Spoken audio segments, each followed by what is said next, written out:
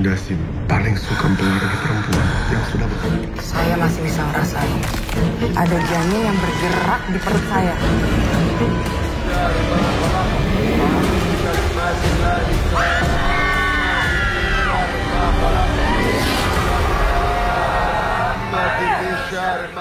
Di awal film, kita diperlihatkan seorang wanita bernama Echa yang saat itu sedang mimpi berjalan ke satu rumah mewah layaknya istana. Tak lama muncul seorang pria tampan melihat ke arahnya. Mereka berdua pun saling bertatapan seolah jatuh cinta pada pandangan pertama. Echa lalu berlari memasuki rumah tersebut tanpa ia sadari bahwa pria di hadapannya itu bukanlah pria biasa, melainkan sosok Jindasim yang menyerupai manusia. Tujuannya tidak lain untuk menunggangi Echa alias memperkawasnya.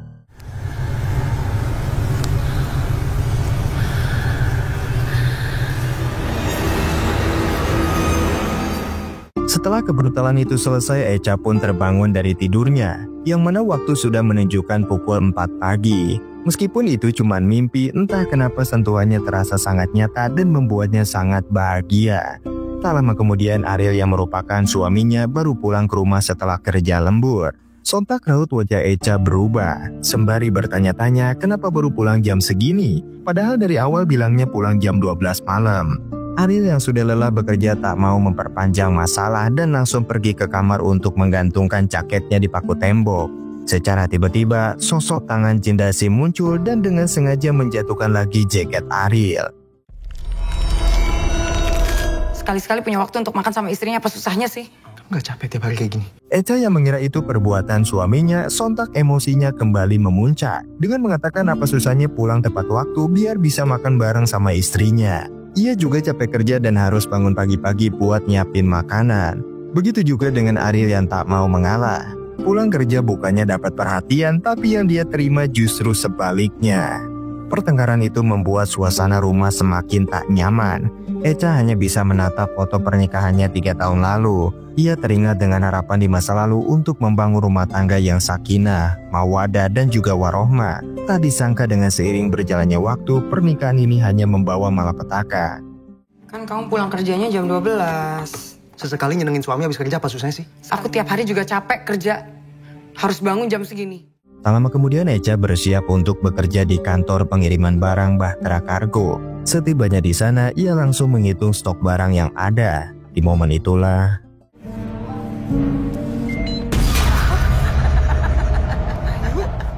teman dekat Echa yang bernama Ayu mengagetkannya. Ia bisa menebak pasti Echa bertengkar lagi sama sang suami.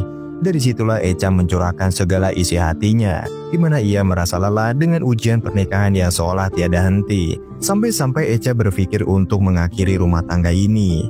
Mendengar hal itu, Ayu sangat terkejut, sekaligus merasa janggal kenapa setiap Echa habis mimpi mereka berdua selalu bertengkar. Ayu menasihati bahwa setelah menikah Echa harus menerima kekurangan dan kelebihan pasangan. Pertengkaran bisa menjadi makanan sehari-hari, apalagi jika wanita tidak pandai menjaga suasana yang nyaman dalam rumah. Tiap abis mimpi pasti kau tuh berantem. Kalau kita lah tinggal bareng sama laki, baru kita tahu kurang lebihnya laki kita itu. Linda lalu balik bertanya apakah Echa sering berdandan untuk suami setelah menikah. Pada kenyataannya Echa pun sama seperti Ariel yang hanya sibuk dengan pekerjaannya sendiri dan butuh dimanja. Sebagai pasangan suami istri sudah sepatutnya mengungkapkan perasaan masing-masing. Tidak hanya sekedar berhubungan seksual namun juga perbincangan romantis. Ayu menegaskan sepulang dari sini Echa harus berdandan cantik untuk menyambut sang suami agar hubungan dengan suaminya kembali hangat.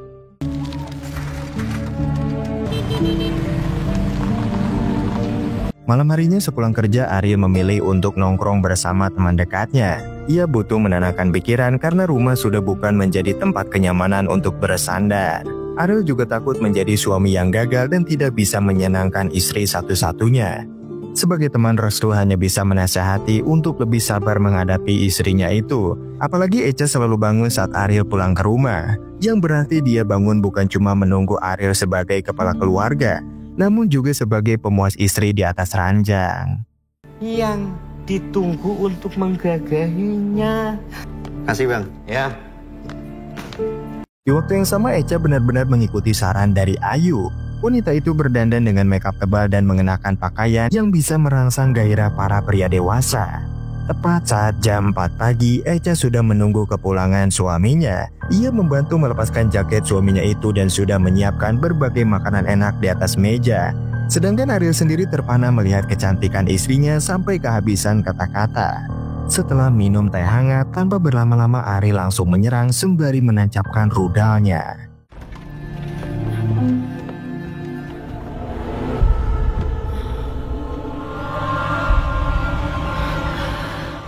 Di tengah kebrutalan itu, sosok Jin Dasim kembali memperlihatkan wujudnya, karena dia juga ingin merasakan kenikmatan yang sama.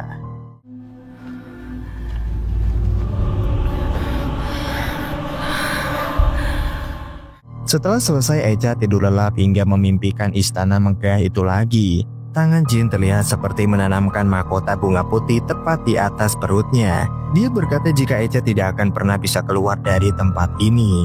Bahkan Jin itu memanggil Echa dengan sebutan pengantinku.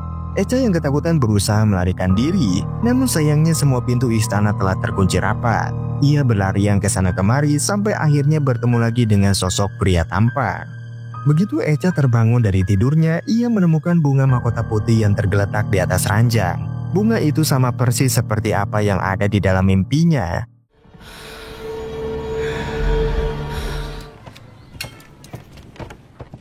Sementara itu Ariel dengan wajah bahagianya sudah sibuk di dapur untuk membuat masakan sederhana. Entah sudah berapa lama, akhirnya mereka berdua bisa sarapan bareng lagi dan saling merayu satu sama lain. Ariel juga meminta maaf pada istrinya itu, karena ia sadar selama ini selalu memperbesar masalah-masalah kecil dan meminta untuk memulai semuanya lagi dari nol. Di momen itulah foto keluarga mereka tiba-tiba retak dengan sendirinya. Echa yang melihat itu hanya terdiam dan tak memberitahu apapun terkait ini kepada suaminya.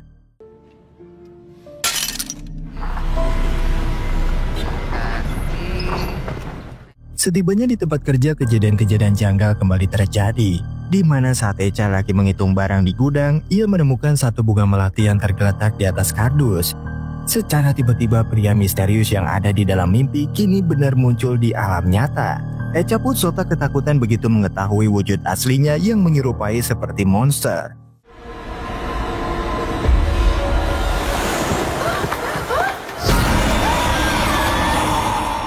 Seketika itu juga badannya mulai merasa gak enak dan memuntahkan darah dari dalam mulutnya. Ayu yang melihat itu sontak khawatir dan bertanya-tanya apa yang sebenarnya terjadi. Namun Echa masih tak mau membuka soal ini kepada siapapun. Sepulangnya dari tempat kerja, Echa bertemu dengan adiknya yang bernama Emma. Ia menanyakan keberadaan pacar Emma yang bernama Desta, karena hubungan mereka sudah jalan 2 tahun dan harusnya segera tunangan di waktu dekat. Echa memberitahu yang namanya hubungan pasti nggak ada yang sempurna. Yang terpenting dia bisa diajak ngobrol, perhatian, sama tanggung jawab. Namun di luar dari itu, Emma cerita kalau orang tua di kampus selalu bertanya-tanya kapan Echa punya anak. Karena sudah hampir 3 tahun lebih menikah, kakaknya ini masih belum memiliki keturunan. Ya didoain aja. Amin. Desta mana? Ya, gak usah bahas lagi lah. Ribet kak. Di sisi lain, Ariel yang baru aja mau pulang ke rumah tiba-tiba dikejutkan dengan kemunculan istrinya yang tengah berjalan ke dalam lorong. Ia pun langsung mengejar kemana arah wanita itu pergi. Tanpa Ariel sadari bahwa itu adalah sosok Jin Dasim yang menyerupai Echa. Ariel sangat terkejut begitu melihat istrinya tiba-tiba melahirkan, namun anehnya anak itu sudah bisa merangkak ke arahnya.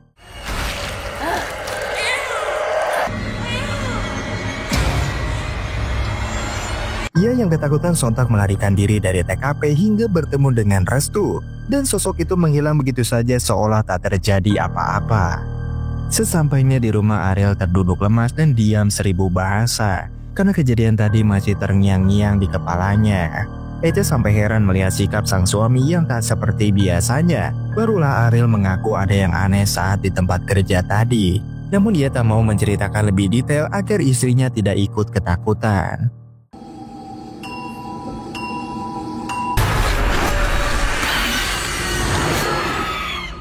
Keesokan harinya, Bosari datang untuk memijat tubuh Echa yang tak enak badan.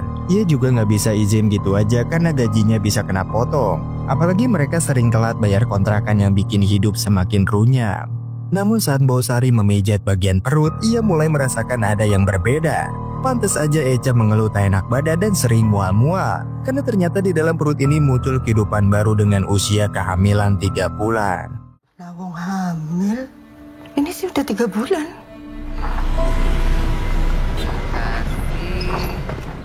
Sejak mengetahui istrinya hamil, Echa lebih manja dan selalu diantar berangkat kerja. Rekan kerja kantor pun turut bahagia dan memberikan selamat kepadanya. Namun berbeda dengan Ayu yang mulai meragukan kehamilan tersebut. Apalagi Echa baru bercinta kemarin dengan suaminya setelah sekian lama tidak bermadu mesra. Ayu mengungkapkan jika di muntahan Echa kemarin ada cacing dan juga darah. Makanya ia menduga ada yang gak beres dengan kehamilan ini. Akan tetapi Echa justru kesal dengan sikap temannya yang selalu menyangkut pautkan kejadian apapun dengan hal mistis. Ia pun pergi begitu saja tanpa mendengarkan peringatan tersebut. Hari kita nyoba punya anak 6 bulan yang lalu. Apa iya Echa selingkuh? Itu aku juga gak yakin sih. Sementara itu, saat bekerja Ariel merasakan ada yang aneh di tempat parkir mobil.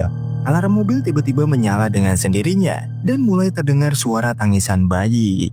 Sontak Ariel pun segera memeriksa ke salah satu mobil yang diduga menjadi sumber suara tersebut, yang ternyata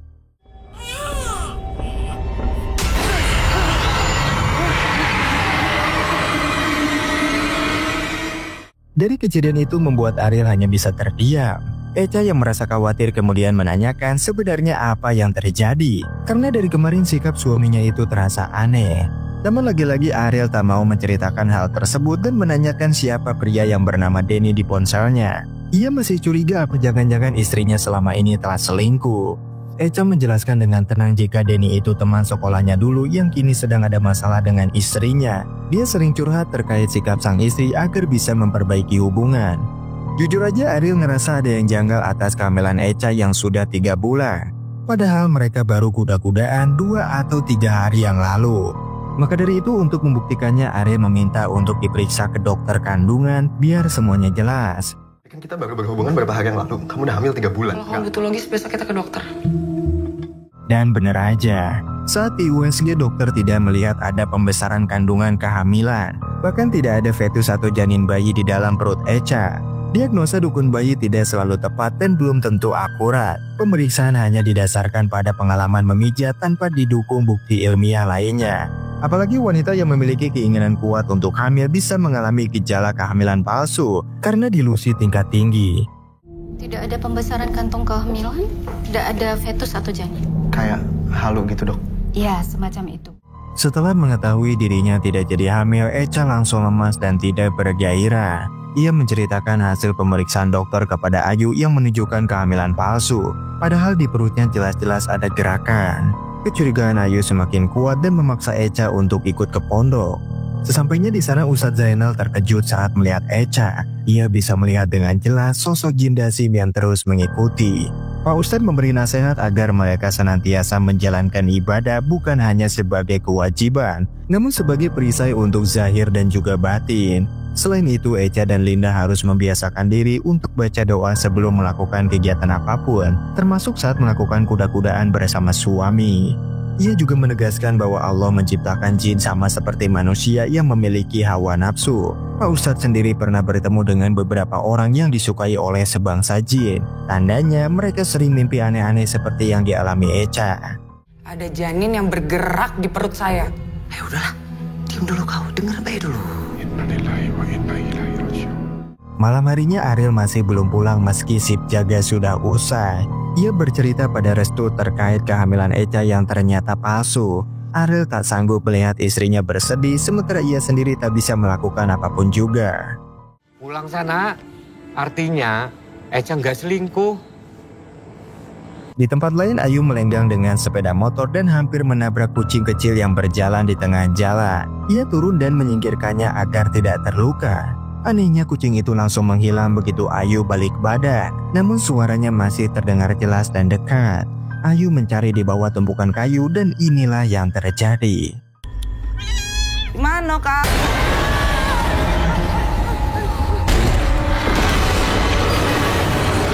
Echa terbangun begitu mendengar suara teriakan wanita yang menggema. Ia berlari keluar dan menemukan sepeda motor temannya terparkir di tengah jalan. Para warga yang terkejut ikut keluar untuk melihat apa yang terjadi.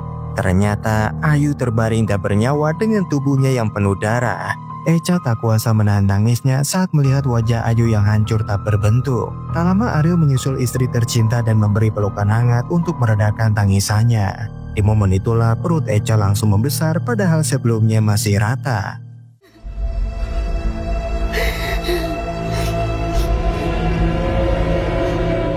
Keesokan harinya setelah pemakaman temannya, Echa meminta bantuan kepada Ariel untuk memperbaiki semua ini. Dengan didampingi adiknya dan Ariel, wanita itu akhirnya memilih untuk menjalani ruqyah agar jin Dasim yang selama ini menungganginya pergi.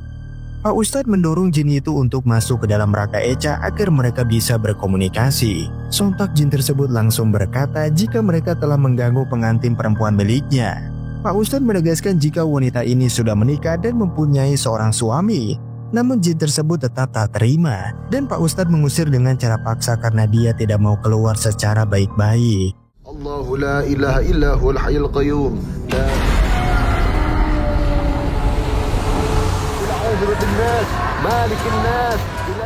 Echa terjatuh lemah setelah jin itu keluar dari dalam tubuhnya. Pak Ustadz membenarkan jika Echa diganggu oleh jin Dasim yang suka mengganggu manusia. Bisikannya akan membuat emosi meledak-ledak agar rumah tangganya hancur berantakan. Jin memang bisa mencintai manusia dan Allah pasti bisa melindungi kita insya Allah. Keesokan harinya Echa sudah terbangun dari tidurnya dan duduk termenung di sisi ranjang. Ariel bertanya apakah memimpikan sosok itu lagi. Echa mengaku sudah tidak mimpi aneh lagi. Ia meminta maaf karena tidak pernah menceritakan soal ini kepada sang suami. Echa tak pernah menyangka jika mimpi itu bisa mempengaruhi kondisi mereka di alam nyata. 14 hari kemudian hubungan Echa dan Ariel kembali harmoni seperti sedia kala. Saat makan di luar bersama, Ariel memberi kabar baik di mana ia mendapat kesempatan untuk naik pangkat. Nantinya akan menggantikan posisi Restu yang mengundurkan diri. Tapi naasnya Ariel harus mengikuti latihan di luar kota selama 1 minggu penuh. Ia masih khawatir dengan kondisi istrinya dan berencana untuk menolak tawaran tersebut. Namun Echa memberikan izin untuk mengambil kesempatan emas itu karena tidak akan terjadi 2 kali dan ia berjanji akan baik-baik aja selama Ariel pergi.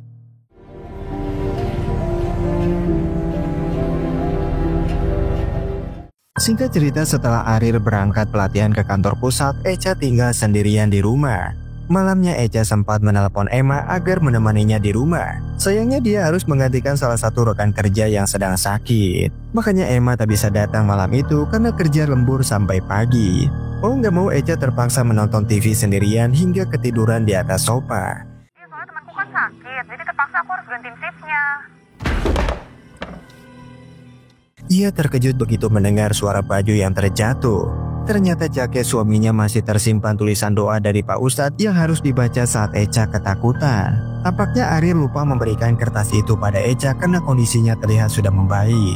Secara tiba-tiba, suara aneh mulai bermunculan dari lantai 2. Namun Echa berusaha menghiraukan suara tersebut dan kembali tidur.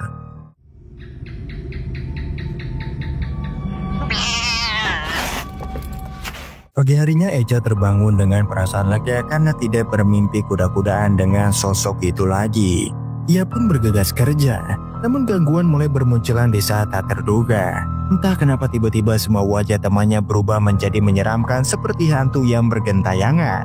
Yang ternyata jin Dasim masih mengincar Echa dan berkata bahwa dia sudah menjadi miliknya. Kamu milikku.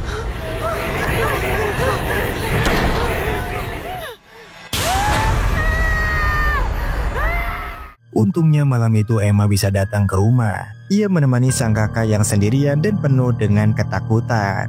Ia mengaku tak tahu harus berbuat apa lagi karena semua ikhtiarnya berakhir sia-sia. Dan takutnya jin tersebut akan melukai adiknya yang bertekad kuat untuk menolongnya. Namun dengan seiring berjalannya waktu, Echa sudah terlihat sangat ngantuk. Emma berusaha membangunkan kakaknya, namun wanita itu sudah terlelap begitu cepat. Ia berusaha menggoyangkan tubuhnya, namun tiba-tiba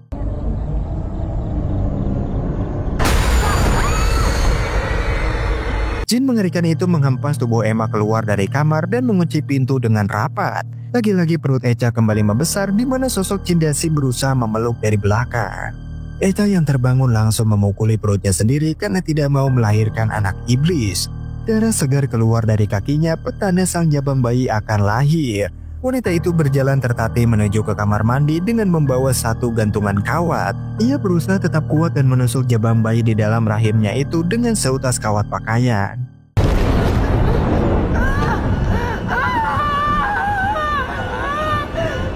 Di tengah ketegangan itu, Ariel sampai juga di rumah dan langsung mencari keberadaan istrinya. Saat itu Echa sudah kehabisan banyak darah dan jatuh pingsan di dalam kamar mandi.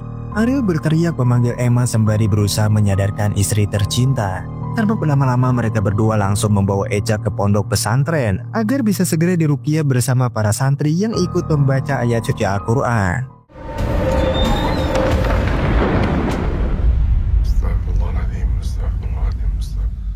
Jiwa Echa terperangkap di dalam istana iblis yang sengaja menanamkan benih ke rahimnya. Ia berjalan menuju pintu keluar dari sumber suara yang terdengar. Naasnya jin berwujud pria misterius itu kembali muncul ke hadapan mata dan membuat Echa lari ketakutan. Tubuhnya mulai kerasukan setan dan tertawa terbahak-bahak dengan matanya yang memerah.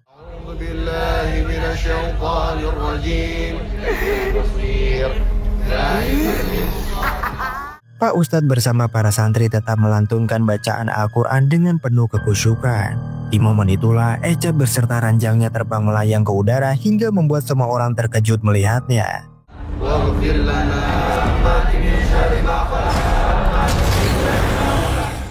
Ariel berbisik di telinga istrinya itu untuk meminta maaf karena belum menepati janji pernikahan. Ia selalu berjanji untuk terus menemani Echa tertawa dan berbahagia berdua selamanya. Ia memohon dengan sangat agar Echa kembali pulang ke pangkuannya, sembari membacakan doa pelindungan yang diberi Pak Ustadz di secari kertas. Pulang sayang.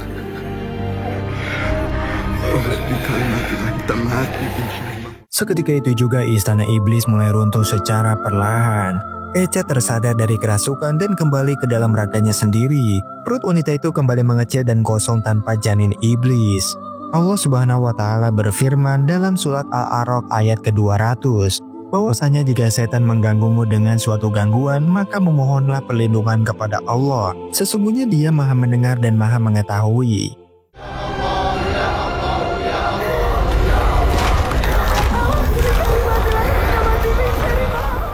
Enam tahun setelah kejadian itu, Echa mulai memperdalam ilmu agama dan memutuskan untuk berjilbab. Dia sudah memiliki 2 anak dan tinggal di rumah yang lebih bagus dari sebelumnya. Pagi itu, anak pertama Echa terlihat sedang bermain di halaman depan dan bertemu seorang pria misterius. Namun Emma segera menarik keponakannya itu untuk masuk ke dalam rumah. Tak disangka pria misterius itu adalah sosok jin dasib yang masih terus memantau dari kejauhan. Itulah dia teman-teman akhir dari cerita. Terima kasih sudah menonton video ini sampai akhir. Jangan lupa di like, komen, dan subscribe agar kalian gak ketinggalan kisah-kisah menarik lainnya. Bye-bye.